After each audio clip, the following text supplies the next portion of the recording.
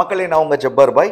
நீங்க பார்த்துட்டு இருக்கிறது ஃபுட் ஏரியா தமிழ். இன்னைக்கு நம்ம என்ன செய்ய போறோம்னு பார்த்தீங்கன்னா, நம்ம ஃபாஸ்ட் ஃபுட்ல இருந்து வாங்கி சாப்பிடுவோம் தெரியுமா, கிரீன் சில்லி சாஸ்.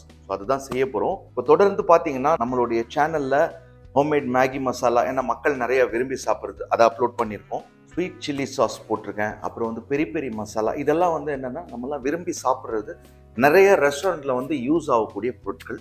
இதுக்கப்புறமும் நிறைய சாசஸ்லாம் வந்து நான் போட போறேன். அது ரொம்ப சிம்பிளாகவும் ஈஸியாகவும் செய்ய ஆரம்பிச்சலாமா? இப்போ இதுக்கு தேவையான ஐட்டம்ஸ்லாம் நான் எடுத்து வச்சிருக்கிறேன். ரொம்ப சிம்பிளான இன்க்ரீடியன்ஸ் தான். அதே டேஸ்ட்டில் வரணும்னா அளவு ரொம்ப முக்கியம். அதனால எடை மிஷினே எடுத்து வச்சுட்டேன். ஒரு தட்டை வச்சு நம்ம ஆன் பண்ணிக்கிட்டோம்னா என்ன ஆகும்னா, இந்த தட்டோட வெயிட்டு 0ல் இருக்கும். இது பாருங்கள், இப்போ எடுத்தேன்னா இந்த பிளேட்டோட வெயிட் வந்து 350 கிராம். ஸோ 0ல் இருக்குது. கரெக்டாக நான் ஒரு 200 கிராம் பச்சை மிளகாய் எடுத்துக்கிறேன். 200 கிராம் பச்சை மிளகாய் எடுத்தாச்சு. இப்போ இந்த பச்சை மிளகாயை நம்ம என்ன பண்ணுவோம்னா கிள்ளி வச்சு,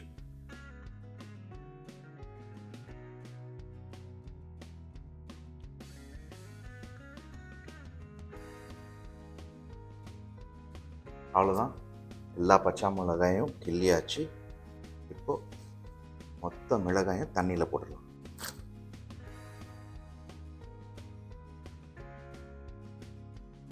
அடுத்தது பார்த்தீங்கன்னா ஒரு 100 கிராம் உருளைக்கிழங்கு, 200 பச்சை மிளகா, 100 உருளைக்கிழங்கு. உருளைக்கிழங்கு நம்ம ஏன் சேர்க்குறோம் அப்படின்னா, அதனால திக்னஸ் வரும். நம்ம வெறும் பச்சை மிளகாயை அரைச்சி கிரீன் சில்லி சாஸ் செஞ்சோன்னா தண்ணி மாதிரி இருக்கும். சரிங்களா? இது வெயிட் எவ்வளோ இருக்குன்னு பார்க்கலாம். இந்த உருளைக்கிழங்கு வைப்போம். 139 கிராம் இருக்குது. இது தோல்லாம் சீவி இங்கே கருப்பாக இருக்கிறது எல்லாமே எடுத்தோன்னா நம்மளுக்கு வந்து 100 கிராம் கரெக்டாக இருக்கும். தோல் சீவிக்கலாமா?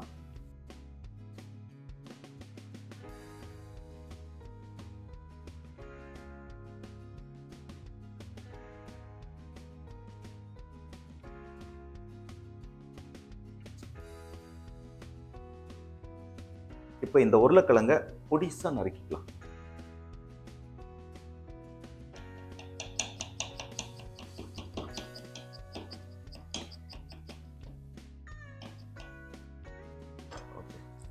இது என்ன பண்ணுவோம்னா தண்ணியில் சேர்த்துருவோம்.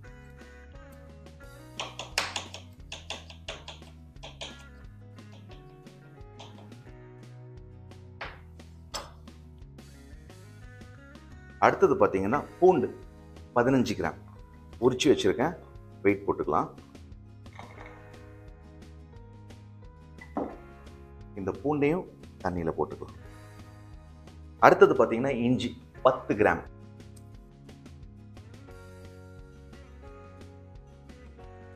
இந்த இஞ்சியும் பொடிசா நறுக்கிக்கலாம். இதையும் தண்ணியில் சேர்த்துடலாம்.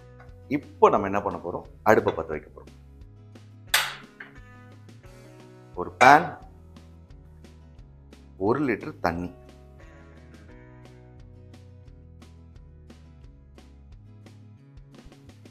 ஒரு லிட்டர் தண்ணி கரெக்டாக போடணும். இந்த தண்ணி வந்து இது அப்படியே நம்ம போடுற ஐட்டம்ஸ்லாம் வந்து வெந்து அதுலேயே கரெக்டான லெவலில் வரணும். ஸோ அதுக்காக ஞாபகம் வச்சுக்கோங்க, எக்ஸ்ட்ரா ஊற்றாதீங்க. 1 லிட்டர் பாட்டில் இருந்தால் அல்வா ஊற்றிக்கோங்க.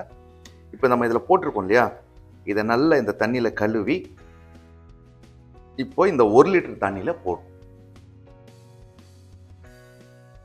இப்போ இது வந்து ஒரு நல்ல கொதிக்கட்டும். கொதிச்சதுக்கப்புறம் நம்ம லோ ஃப்ளேமில் வச்சு அப்படியே விடுவோம் ஒரு 15 நிமிஷத்துக்கு. சரிங்களா? இப்போ பாருங்க, மீடியம் ஃப்ளேம்லேயே வச்சு ஒரு 15 நிமிஷம் விட்டேன். மிளகாயெல்லாம் வந்து நல்லா வெந்து போய் நல்லா நெடி வருது. அதே நேரத்தில் பாதி தண்ணி நம்மளுக்கு என்ன ஆச்சுன்னா சுண்டிடுச்சு. இப்போ நீங்கள் பார்க்கலாம். இது பாருங்க. இப்போ இந்த நேரத்தில் நம்ம என்ன பண்ணுவோம்னா முழு மல்லி 1 டேபிள் ஸ்பூனுக்கு ஆட் பண்ணுறோம். ஆட் பண்ணி இந்த சுடு தண்ணியிலேயே மிக்ஸ் பண்ணுறோம். அவ்வளோதான், போட்டோம். சுடு தண்ணியில் மிக்ஸ் பண்ணோம், ஏன்னா அதை கொஞ்சம் சாஃப்ட் ஆக்கிறதுக்காக. இப்போ வந்து அடுப்பை நம்ம என்ன பண்ணுவோம், அணைச்சிருவோம். அணைச்சிட்டு சூடு ஆற வைக்கணும். ஆறுனதுக்கப்புறம் நம்ம ஒரு ஜாரில் போட்டு அரைச்சி எடுத்துருவோம். இது பார்த்தீங்கன்னா ஓரளவுக்கு ஆறிடுச்சு. இப்போ நம்ம இதை வந்து மிக்ஸி ஜாரில் மாற்றிக்கலாமா?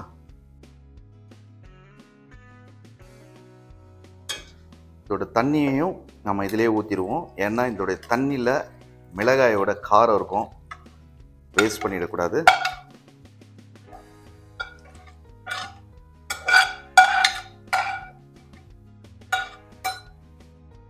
இப்போ நம்மளுடைய பேஸ்ட் வந்து அரைச்சி வந்துருச்சு.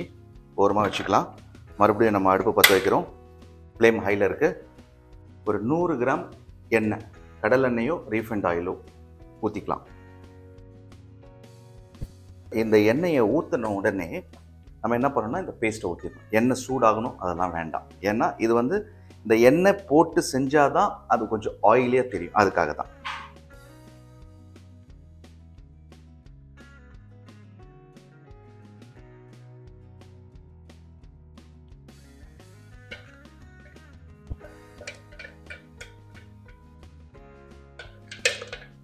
நல்லா வலிச்சு போட்டுடலாம்.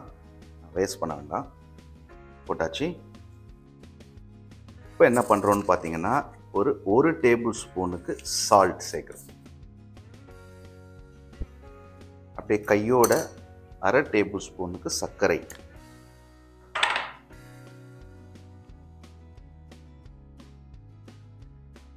இந்த சர்க்கரை எதுக்கு சேர்த்தோம்னா பச்சை மிளகாயோட காரம் வந்து ரொம்ப இருக்கும். அதனால லேசாக சர்க்கரையை சேர்த்து கொஞ்சம் நியூட்ரல் பண்ணுறோம். சரிங்களா? அப்புறம் உப்பு சேர்த்துருக்கோம். அடுத்தது வெனிகர். எவ்வளோன்னு பார்த்தீங்கன்னா 150 ml நான் வச்சுருக்கேன். மொத்தமாக ஊற்றிடலாம். ஊற்றிட்டு ஃப்ளேமை வந்து நம்ம ஹையில் வச்சுக்கலாம்.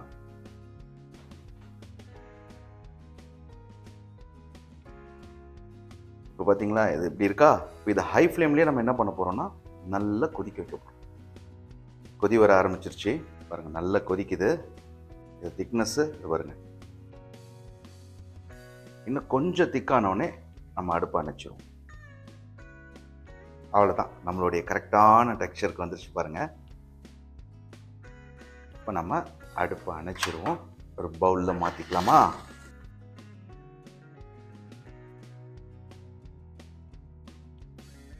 இப்போ இன்னொரு பவுலில் பார்த்தீங்கன்னா நம்ம மார்க்கெட்லேருந்து வாங்குகிற சில்லி சாஸை வந்து நம்ம ஊற்றுவோம்.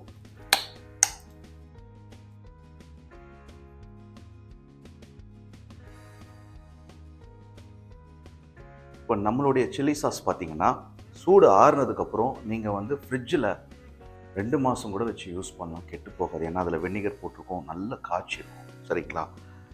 இப்போ கடையில் நம்ம மார்க்கெட்டில் வாங்குறது எப்படி இருக்கும்னா எக்ஸ்பென்சிவாகவும் இருக்கும். ஏன்னா நம்மளோட ரெஸ்டாரண்ட்டுக்கு வந்து வெளியிலேருந்து தான் வாங்கி யூஸ் பண்ணிகிட்டு இருக்கோம்.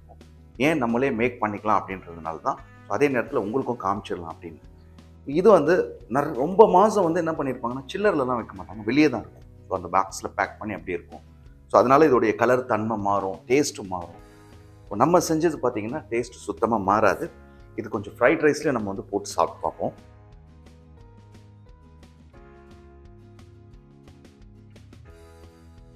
லைட்டாக போட்டுக்கிட்டேன். ஏன்னா நம்ம வந்து ஃப்ரைட் ரைஸோ அல்லது நூடுல்ஸோ சாப்பிடும்போது க்ரீன் சில்லி சாஸை கம்மியாக தான் போடுவோம். டொமேட்டோஸ் கெச்சப் இருக்குது தெரியுமா? அதுதான் நம்ம அதிகமாக சாப்பிடுவோம். நான் அது இன்னொரு வீடியோலையும் உங்களுக்கு காமிக்கிறேன்.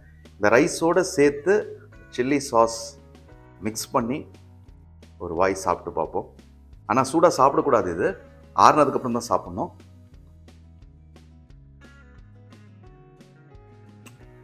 அருமை. சின்ன வயசுலேருந்து சாப்பிட்றோம் நம்ம ஃபாஸ்ட் ஃபுட்டில்.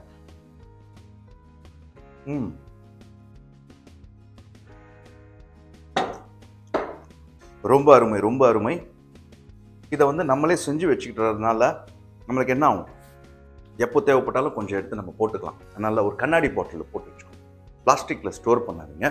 இப்போ நான் செஞ்சது பார்த்தீங்கன்னா உங்களுக்கு வந்து ஒரு 200 மிளகாய் இதெல்லாம் போட்டேன், 100 உருளைக்கிழங்கு. நீங்கள் கம்மியாக செஞ்சு வச்சுக்கணுன்னா ஒரு 100 மிளகாய் போடுங்க, ஒரு 50 உருளைக்கிழங்கு, எல்லாமே குறைச்சிக்கோங்க. கமர்ஷியலாக செய்கிறீங்கன்னா இதை வந்து அப்படியே 100ஆக கூட நீங்கள் வந்து டிவைட் பண்ணி கூட செஞ்சு ஸ்டோர் பண்ணி வச்சுக்கோங்க. இந்த ரெஸ்டாரண்ட்ஸு அண்ட் ஃபாஸ்ட் ஃபுட் வச்சுருக்கிறவங்களுக்கு வந்து ரொம்ப யூஸ்ஃபுல்லாக இருக்கும் இந்த வீடியோ. நீங்களும் பாருங்கள். மற்றவங்க குடும்பத்தாரங்களுக்கும் கமர்ஷியலாக பிஸ்னஸ் பண்ணுறவங்களுக்கும் ஷேர் பண்ணுங்கள். இன்னொரு வீடியோவில் சந்திக்கிறேன்.